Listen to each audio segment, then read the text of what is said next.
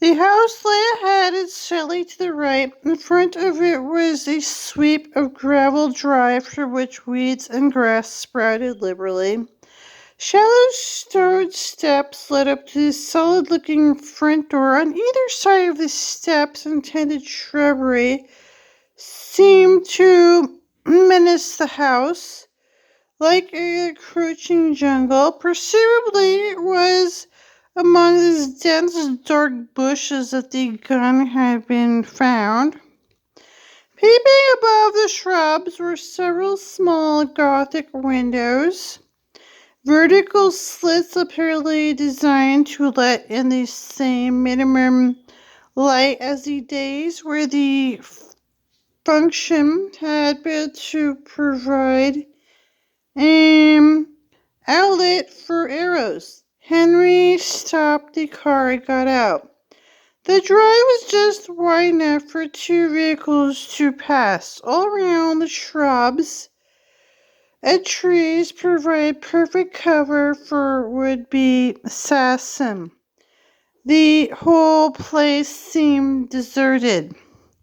Suddenly a voice spoke.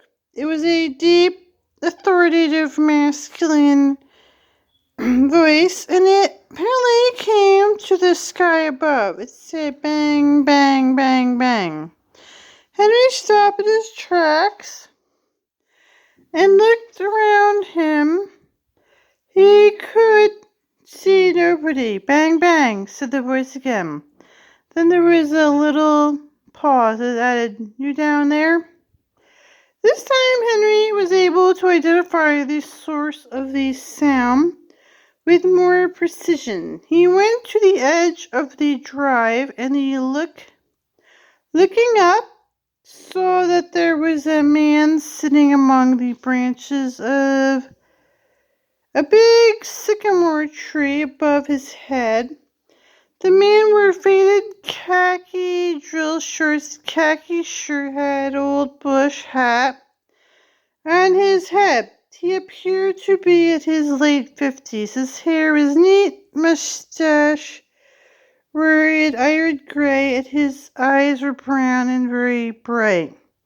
In his hands he held a business-like service pistol, which he was pointing steadily at Henry's heart.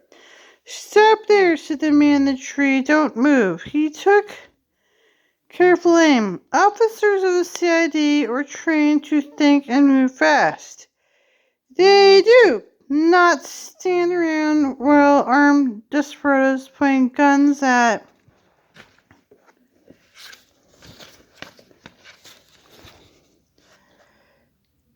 them. As the man pulled the trigger, Henry flung himself face downward on the gravel drive. Same moment, the man said, "Bang, bang, you're dead." Then there was a curious rending sound. Something heavy was thrown down from the tree, breaking small branches as it fell.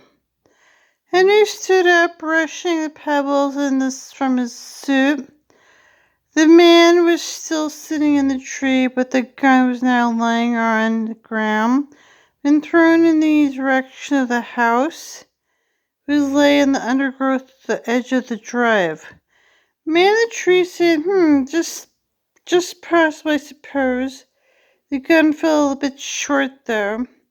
The Irish tinge of the voice was picking it up and handing it to me. "I'd like to try again." "I presume it's not loaded," said Henry. "Of course not. Certainly not. Why, it would be very dangerous to throw it around like that if it were." "That's what I thought," said Henry. He walked around to the bushes, picked up the gun, and held it up to the foremost. The man grasped it. "Thank you very much," he said. "Thank you. You'll be the man from London, I dare you say." "My name is Tibbet," said Henry. "I'm from Scotland Yard." "Glad to see you, sir," the tree squatter beamed. "My name's Municipal.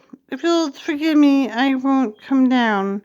One of the two things I have to do up here. Just go up to the house, if you will. My wife's expecting you. I'll see you at the luncheon." As Henry climbed into his car again, he was aware of the carefully aimed pistol faint cry bang bang from among the branches. He drove the few yards up the front door in a state of pleasant anticipation. He felt reasonably certain that he was going to enjoy himself. The bell was a old-fashioned contraption of wrought iron attached to a rusty wire. And he grasped it firmly and pulled it downward. After a second of silence, he heard the tinkling of a copper bell from the depth of the house. The echoes died away, then came a pattering of footsteps, and the big door swung open. Inside stood a small woman dressed in a crumpled tweed suit. She